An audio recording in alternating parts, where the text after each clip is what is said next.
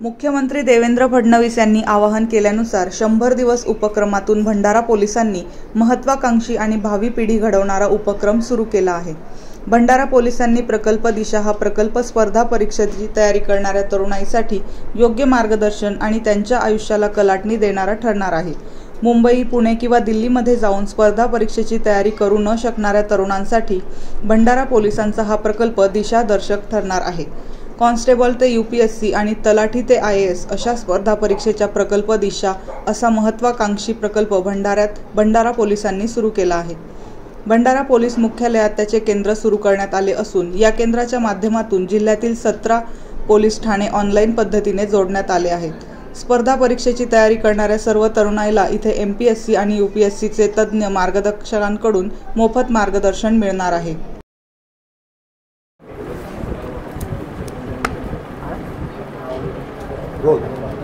Sir, काय सांगाल, आज प्रकल्प दिशाचं इथे उद्घाटन करण्यात आलं आहे। काय हा प्रकल्प आहे, कशा पद्धतीचं तरुणांना इथे मार्गदर्शन मिळेल, काय लाभ मिळेल?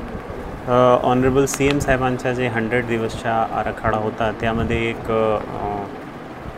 पॉईंट होता की कम्युनिटी पोलिसिंग आणि कम्युनिटीसोबत आपला इंटरॅक्शन वाढला पाहिजे।